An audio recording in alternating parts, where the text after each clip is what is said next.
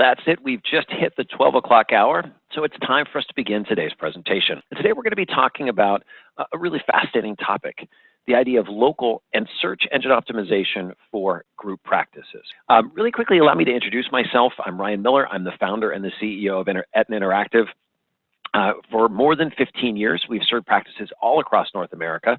We work with 11 different clinical specialties, both with small private practices, and for those of you that are on the call today, lots of large groups, multi-location, often multi-state practices with dozens, if not hundreds of providers who are all really looking to the marketing department with an important question, which is, where is my next patient? Now, if you'll indulge me for a little bit, as I was thinking about how to talk about some of these topics and what's unique about your practices, Michael Phelps came to mind, because here we have an athlete who, because of his unique proportions, I think many of us have probably seen this before, over a 6'4" wingspan from finger to finger, unique proportions in his torso, he was able to achieve competitive advantage. But when you interview him and you ask him, how much do you think your physicality really played a role? He's going to say, well, certainly it gave me a starting point on which I could build my Olympic dreams, but it was ultimately my practice and the work that I put in that turned that natural scale into a true advantage. And I think there's a lot of applicability with what you deal with every day. We're going to talk about 3 specific topics today. We're going to focus on local optimization, what it takes to get in those valuable map results on Google. We're going to touch on search engine optimization, those 10 text-based organic listings that we see under the map results when we're searching on Google, and then some specific tips that we recommend for large groups to amplify the performance of all of their online marketing. So let's dive right in, and let's talk first about dominating Google's maps. Now, I'm using an example here as though I was sitting inside the New Jersey market. I've searched for dermatologists, and what we have to recognize today is that those map results, often they fall directly after 1 to 4 ads. We see ads up at the top of the screen there. Those map results are absolutely critical because they are so visible. Now, winning map rankings, the thing that I think many people overlook or fail to understand is it requires entirely different tactics to dominate those 3 few map results than what we might think of when we're thinking about traditional SEO.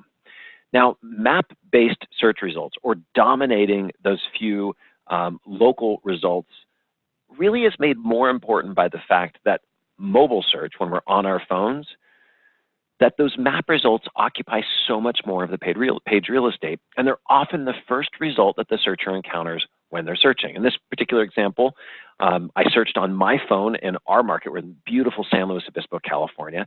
I searched for the service LASIK in this example because I knew that my LASIK provider, the person who did my eyes, was going to show up. And what we see is right away at the top of the screen, 1 local ad and these 3 local ophthalmology practices that pop into the results, really emphasizing how important it is to get there, because I don't even see the organic listings yet. Those maps are really picking up on my implied local search intent.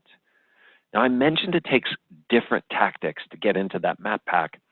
As we look at the key local search engine ranking factors, I really want to focus in on 1 point to start with. It's everything from how well you've done it at setting up your Google My Business listing, the link signals, who's linking to your website, and that's a throwback to traditional search engine optimization, your reviews, the optimization on your actual site. The 5th point there, citations, are how well you are doing at consistently presenting your name, address, and phone numbers across all of the local sites. And 6, 7, 8, small contributions. Those percentage there represents what the industry believes these factors, how weighted they are in the contribution of your local rankings. And we're going to talk about those Google My Business signals first, because it's such an important place to start. Now, what do we have to do? Now, for those of you that are on the call, we're recording this. We're going to send you a copy of the recording. And many of these can serve as an action plan, either for your management of your vendor partner or for your own work that you're doing in these categories. The first of these things is we need to make sure that we claim and populate your Google My Business listings. And we need to do that for every one of your locations, and ideally your MD providers as well. Now, Google has some specific rules. Often we get questions, What's the right number of Google My Business listings? Generally speaking, it's one for each of your branded locations and one for each of your providers. Now, strictly speaking, it's permissible to create one per provider per location, but we generally don't recommend it because ultimately what it does is it fragments your collection of reviews. Remember that more Google My Business listings means more effort to maintain them.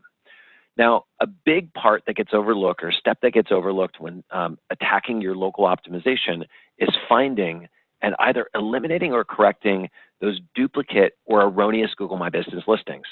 Many of our large accounts that have grown in size due to acquisition find this to be incredibly frustrating because very often, as you've acquired a new business, if that practice had set up their local listing under the name or the account associated with the previous employee, we find that they often don't even have the logins and passwords that are needed to correct these things. So this one step can be much more involved than we might think.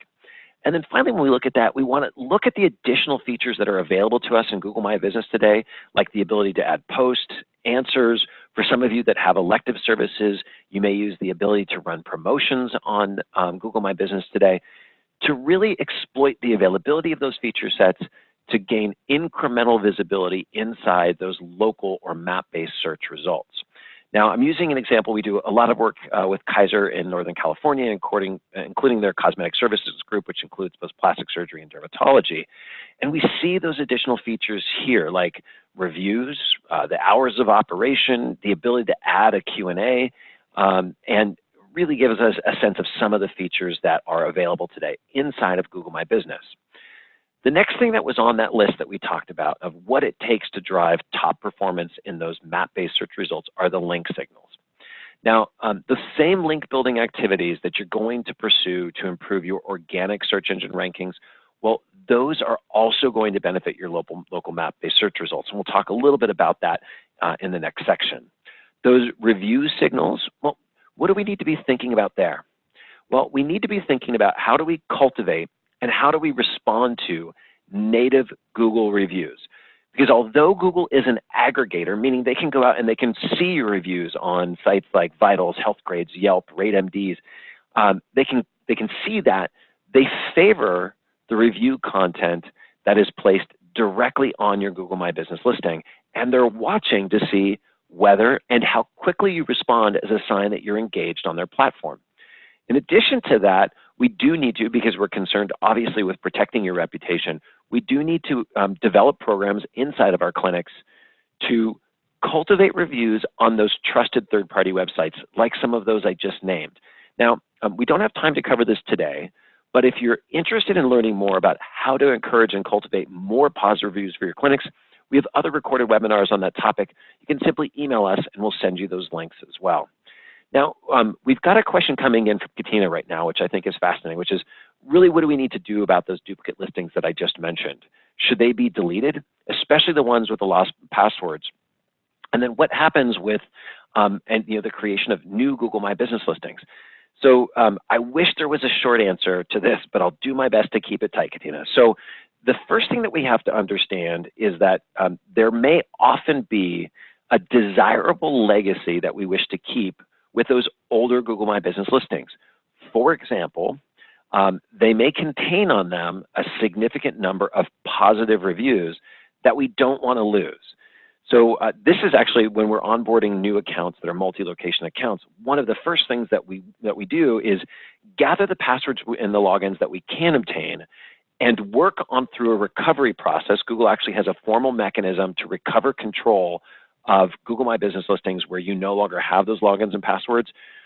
Typically, recovery is desirable over deletion. Now, if we find a duplicate listing and we're able to get in there, you can set it to inactive, and there are some steps that you can take as well to work on preserving ratings and reviews. So know that there's a process that you can undertake both for password recovery, and that rather than deleting, you're more often want to deactivate the Google My Business profile that is the least desirable, the one with the least reviews or the least amount of history on it, rather than necessarily deleting those. So hopefully that answers your questions. If not, feel free to follow up with me by way of email.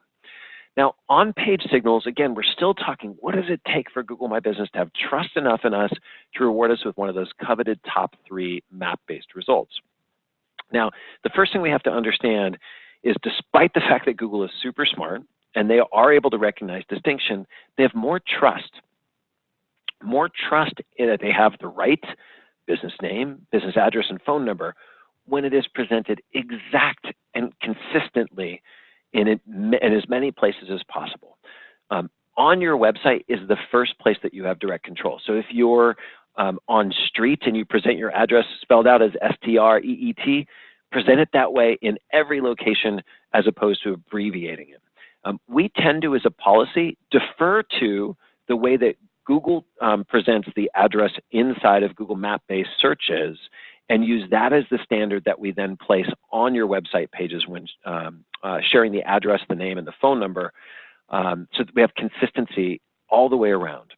Now, we want to be sure that we reference specific city and state names for each of the locations inside of our web page. Now, for those of you that have many locations, it may not all fit in your title, but there are strategic ways that you can include those answers inside of your copy. Now, in addition to that, for those of you that are familiar with the technical aspects of search engine optimization, you'll know what I mean when I say the word schema.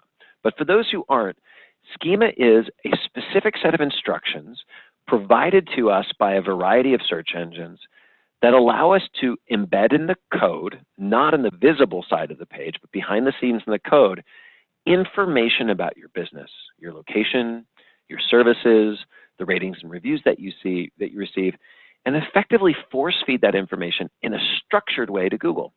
So instead of having to guess where you are or what you do or what people think about you, we can put code behind the scenes about each of your locations, information that they can trust, that's presented in this consistent manner, and that's going to help lift our visibility inside of local search.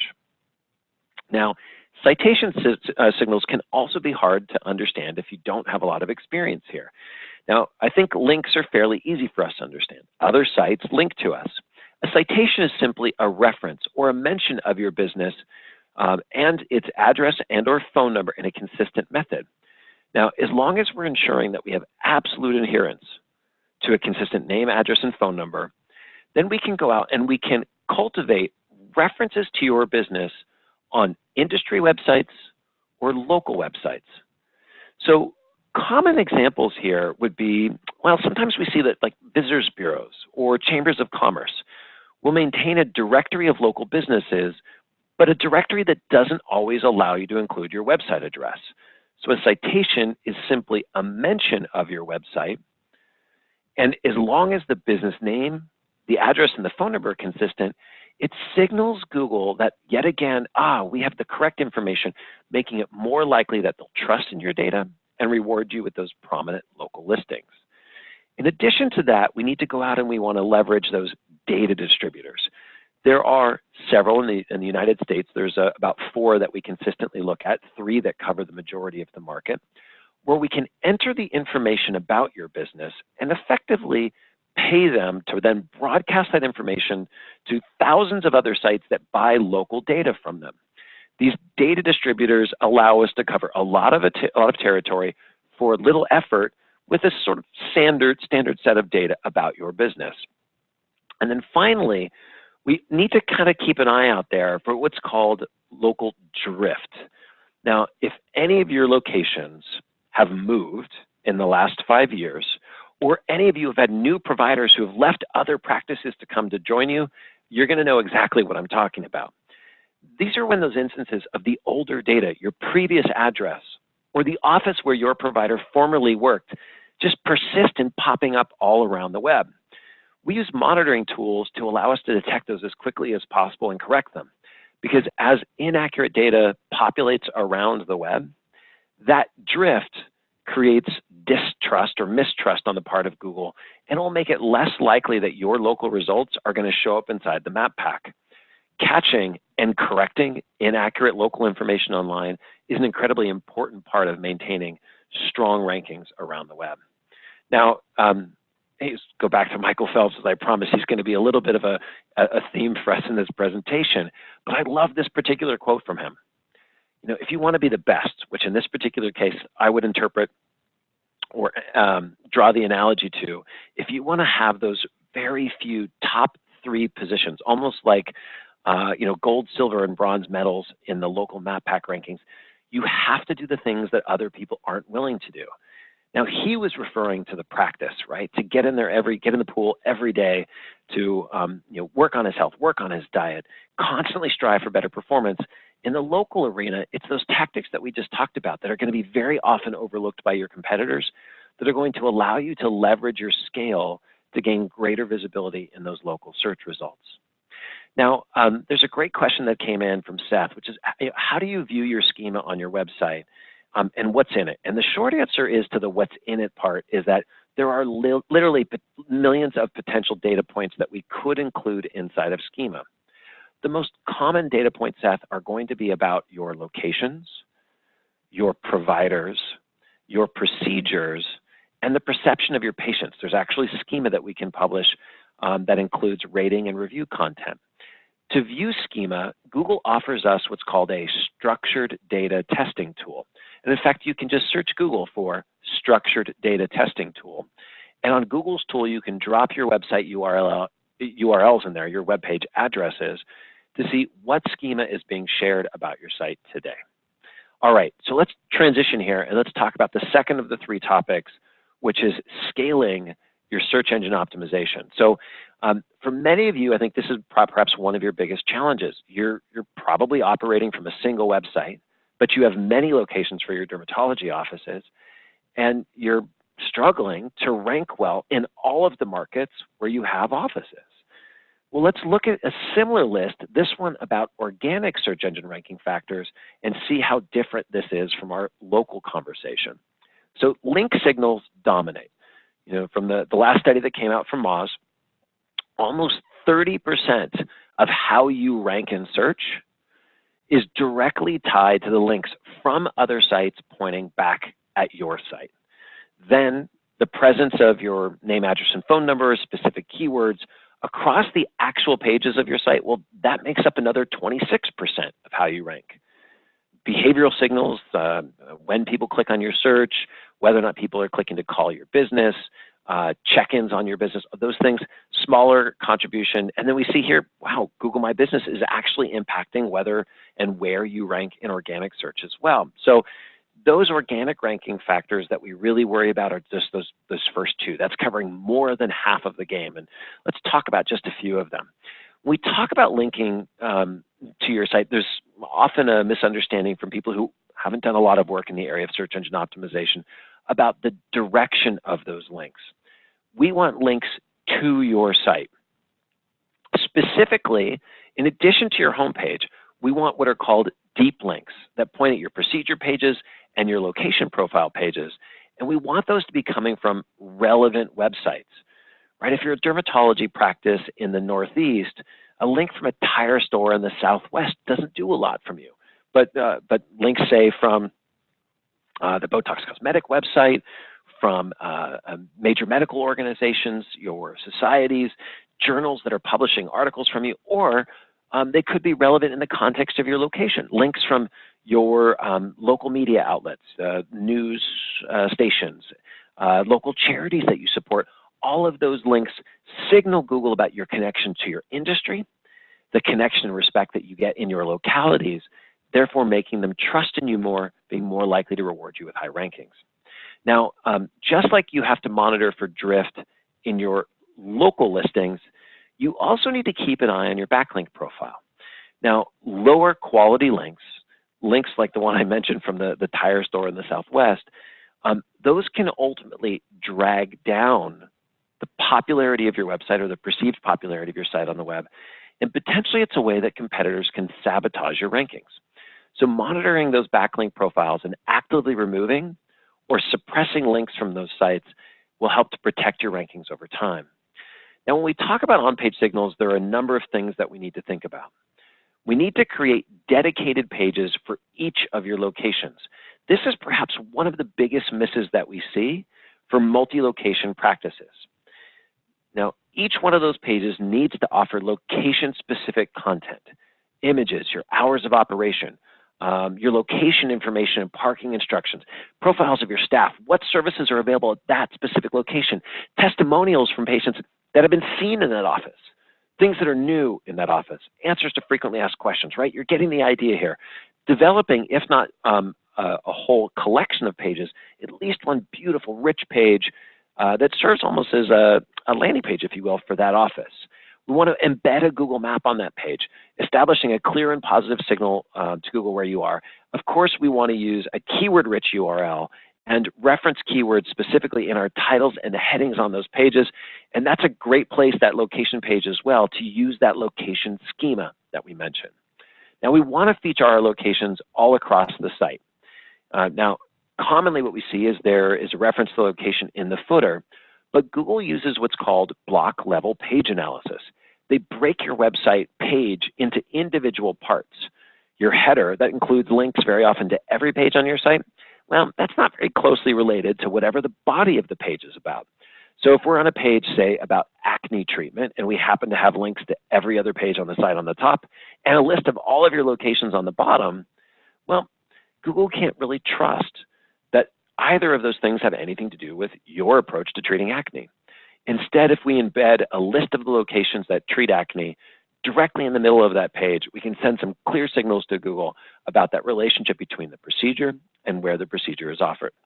Now, of course, we need to have consistency on our pages. The name, address, phone number, we've talked about that a lot already. We want to present that consistently wherever we're referring to our location. And of course, there's that mention again, schema helps us to force feed Google information, in this particular case, about our locations all across our site. Now, I'll use this example here to kind of illustrate some of the things I'm just talking about. This was a site that we did for the derm group, more than 20 location dermatology practice in the Northeast. I think it does a nice job of illustrating some of the things that we just talked about. Now, specifically, as we look at the idea of a location page, right, we talked about presenting your location, an integrated Google map, specials and promotion, your hours of operation, the services, and the unique providers that you'll see when you come to that locality, making it easy for us and easy for the consumer to identify where all of our locations are. In this particular case, in addition to the manual search, we also offer location-enabled services. So if you're using something like a tablet or a mobile phone, you can click and with one link, zero in on the locations that are nearest you, but at the same time, allowing them to override and filter by things like provider and specialty, right? So giving the search engine and the consumer detailed access to navigate your content. And again, we're talking about specific providers here and the ability to highlight your locations all across the site. Well, when we highlight where this provider can be seen, in this particular case, 2 locations and a specific array of services where this provider specializes, this information allows Google to understand uniquely, well, where this provider is, where they're located, what services they're associated with, thereby enhancing your ability to rank for all of those different things.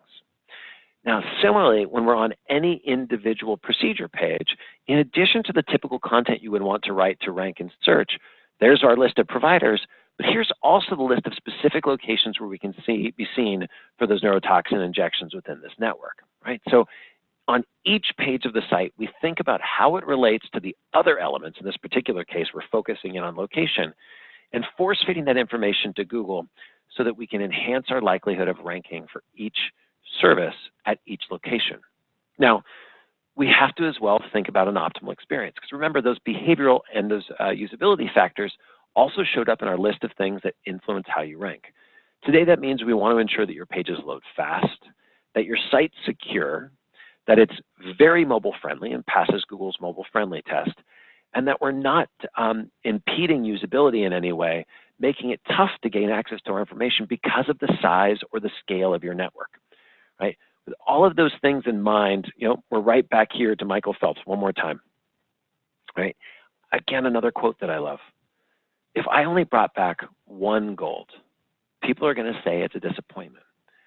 And in your case, as you think about the demands of all of your shareholders, very often you're going to have a board of directors, an executive team, individual practice leaders, and doctors and other providers who are depending on the marketing department to create demand across the entire network. Ranking well in just one city in Google's organic search, or for just a few of your locations, well, that's going to be a disappointment to all of those shareholders. So you need to take advantage of each of these things to enhance the likelihood that you show up for as many of the services in as many of the markets as you can so that you don't disappoint any of those shareholders. Now, let's get into the third area here and talk about some tips specifically for the marketing managers, for the marketing teams, for those multi-location or multi-provider practices. Now, the first thing that we want to focus on here is the importance of email marketing. Yeah, I know, social media is so much sexier today. But as we step back and we reflect on what's happening, we have to recognize that Facebook, which owns Facebook and Instagram, is making it harder and more expensive to get your content exposed to users on social media. But because of the sexiness of social media, we often see clinics today leapfrogging email marketing, a trusted standard, and really failing to focus on all the things that we can do to directly access a population of patients and prospects who are familiar with our brand. I think we've all seen the stat, right, that you're 7 times more likely, or it costs 7 times less to sell into a population that's already done business with you than to go out and try to cold call on new prospects. So if you're thinking about email, or if this is perhaps one of the initiatives that you set for the end of this year or the beginning of 2020, we've got some great recorded content here as well. Suffice it to say, the problems that we see very often come up in the areas of email marketing are failing to adequately invest in gathering email subscriptions and getting appropriate permissions under HIPAA inside of the office locations. Ask yourself, are we adding hundreds or thousands of new subscribers every month from within our network of offices? If the answer is no, you probably need to focus some more effort and attention there. Because with email marketing, what we see today is approximately 1 in every 4 of your subscribers is actually going to open and be exposed to your email message. And roughly 1 in 10, if you're doing it correctly, is going to click through to either receive your educational content or interact with the offer that you're making through that email marketing. Now, the other thing that you have to your advantage potentially, and I understand we work with a lot of large groups, it can be a little bit like herding cats, but it's engaging with your providers to produce original blog posts. If I can share a particular tip here for you, it would be this. I realize that very often the politics require that you make every opportunity available equally. But what you're going to find is roughly 1 in 4 of your providers actually have an interest in contributing content to your website. And the vast majority, if you tried to put them on a schedule, well, they're simply not going to comply. So find a way to work within, well, whether it's political or practical restrictions inside of your network, to engage perhaps a committee of content and activate those providers who care enough, who have a voice and the interest in writing, to help contribute to your blog. Every blog post that you add to your site is a new page. That new page represents a new opportunity to earn a search engine ranking. It's also content that you can use in your social media promotion and, going back to email again, in your regular email distributions to draw people back to your site to get them to interact with your brand. And potentially that's going to be the day where they request their next consultation or schedule their next appointment. Now, this is an area where I want to disclose right up front. There are experts who have differing opinions on this one. For our large medical group practices, we recommend that you run social media under a single brand page. The reason here is we find that in large groups, you have a lot of competing challenges. Your marketing department is very often stretched. I can almost feel some of you getting ready to nod your head with me on this one. Stretched too thin, right? You're expected to build relationships with a referring network, to run offline promotions, and to serve the needs of a large group that's expecting you to do lots in each of their individual markets. It can be very tough to capture original content from each of your locations. And if you create multiple profiles, what ends up happening is you divide your audience and you multiply the effort it takes to reach them. Facebook, Instagram today, they allow you to create a single corporate profile, to add individual location data underneath there, and to segment your advertising. So it's been our position on this that the best and the most cost-effective way to run social media for groups, especially if you're finding yourself stretched thin, is under a single brand page with individual locations that are detailed underneath. Now, for locations for large groups, especially in the dermatologic specialty, what we find is very often one of the biggest challenges, well, it's true all across medicine, is managing wait times. And I think as we all know, time management and respecting the patient's time is a big driver for negative comments, negative ratings showing up online. So as a marketing department, also working to serve as an advocate for the reputation of the business is incredibly important. Finding a way to gather data, to share that data with leadership, and to drive or motivate internal initiatives that work to improve customer service, to minimize wait time, and to thereby improve patients' perceptions of you, which will in turn improve your online reputation. That's an important first step. But then as a marketing department, actively looking to implement programs that follow federal guidelines, but still encourage patients to share their experiences on the web, also important. Again, I think I mentioned this earlier in the webinar. We have some fantastic recorded presentations on this exact topic, and encouraging to specifically focus on how do we encourage more patients to share more of their positive experience online. Now, in addition to this, as we kind of wrap everything up, let's come back again to Michael Phelps and end with a final quote here. I think goals should never be easy. They should force you to work, even if at times they're uncomfortable. And the reality is our job security as marketers is in the complications and striving to stay ahead of our competitors. As we think about each of these tips, how do we stay ahead in email marketing? How do we stay ahead in social media? How do we stay ahead with our content, right? Setting really clear and measurable goals in each one of those areas ultimately is going to allow you to drive stronger performance, better search engine optimization, better search engine rankings, and more patient lead generation for your clinics overall. So let's kind of pull all this back together into an action plan. And as I do this, I want to invite you again.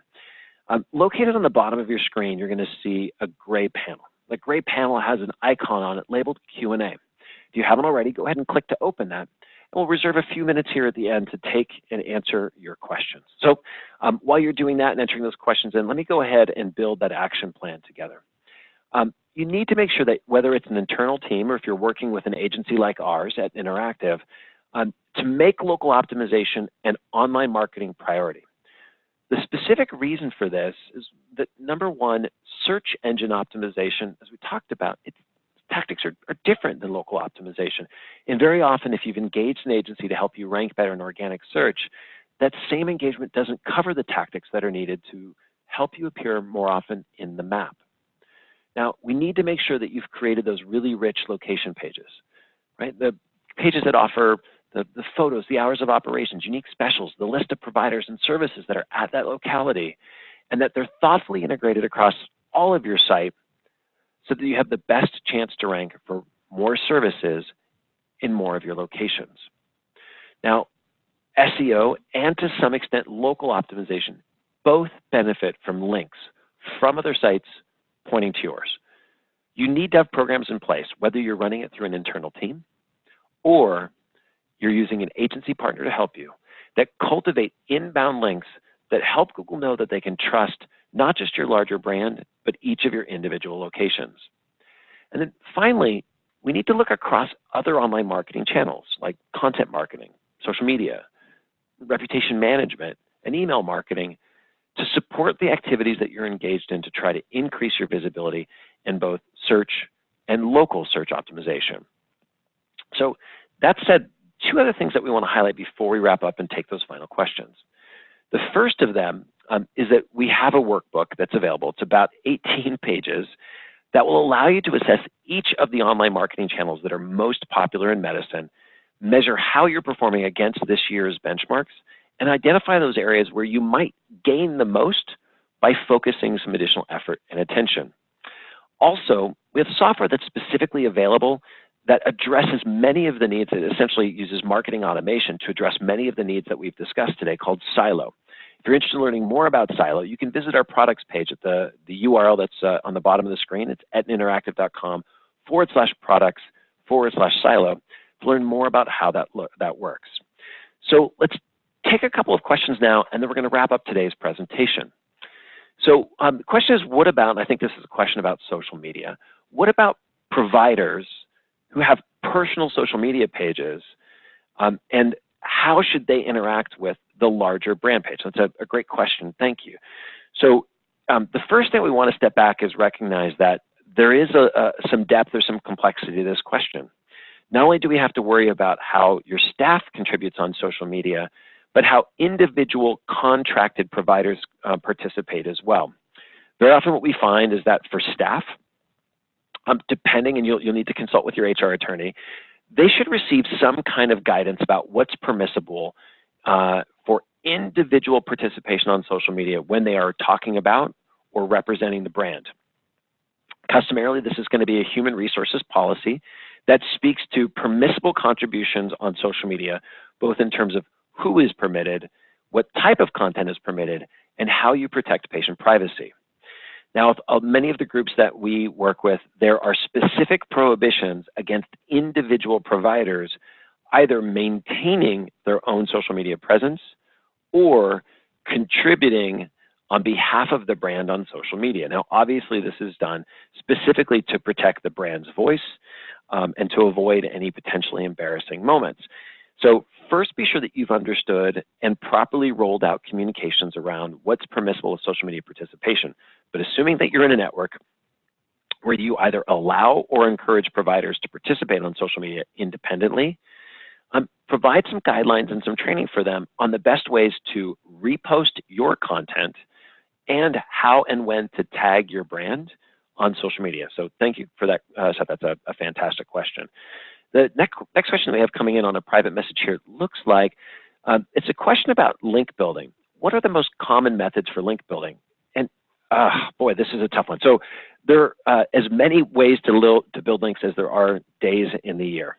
However, when we look across large groups, the easiest place to start and contemplate the collection of links back is to audit the relationship of each of your locations and each of your providers with entities in the real world.